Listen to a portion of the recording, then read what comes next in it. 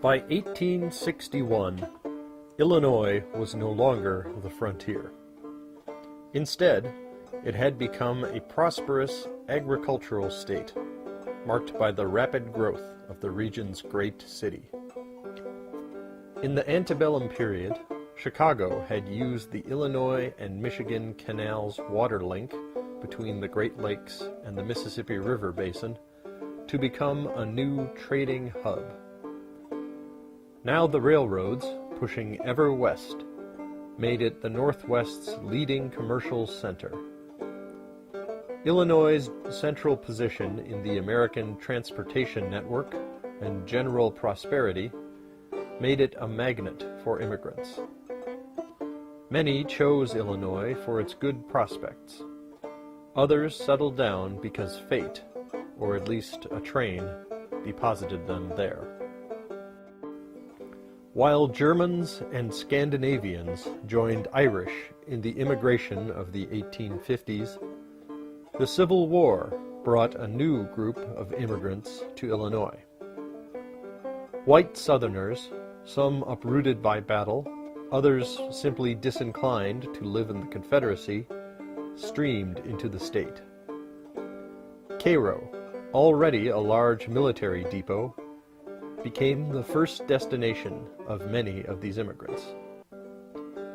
While some came to join relatives who had migrated decades earlier, most Southern immigrants arrived with little money or property and no contacts in Illinois. They relied upon the uncertain workings of the state government and the charity of church groups and other voluntary associations. Some endured harrowing trips north to their new communities, traveling in dirty cattle cars and freezing temperatures. Illinois officials complained that some of this immigration was pernicious, specifically Missouri's policy of expelling convicted rebel sympathizers across the Mississippi River. These new arrivals often took up as pro-Confederate guerrillas and bushwhackers and contributed to the prairie state's political unrest. A significant number of African Americans had fled Illinois in the years leading up to the Civil War due to the state's zealous enforcement of the fugitive slave law. Many slave catchers readily apprehended free blacks on the street and sold them into slavery as well. But by 1862, Southern slaves, freed by Union troops and now regarded as contraband of war, made their way north to Illinois. Cairo became the focal point of this immigration as well. While Illinois state law prohibited black immigration to the state, martial law governed Cairo, and a large federal camp devoted to contrabands grew there.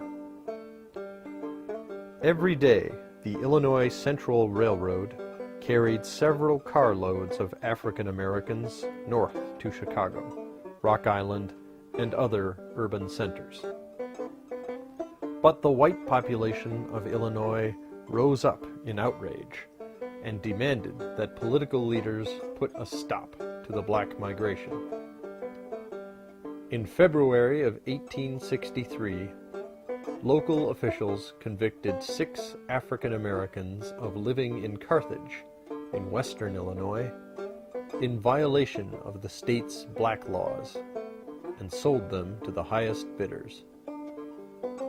These actions quickly ended the influx of black immigrants to Illinois. In 1865, radical Republicans in the state legislature succeeded in repealing the state's black laws, clearing the way for freedmen to immigrate to Illinois once again.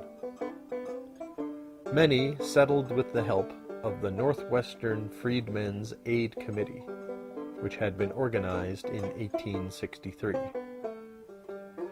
A significant number of African Americans remained in Cairo, but the vast majority of the new arrivals set out for Chicago's urban environs, or noted abolitionist centers such as Quincy, Galesburg, and Jacksonville.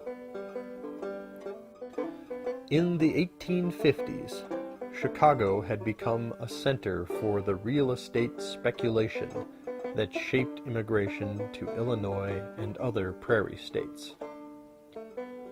Speculators bought large blocks of land, often from veterans acquiring acreage through military warrants or directly from the government land office, and held it, waiting for prices to appreciate.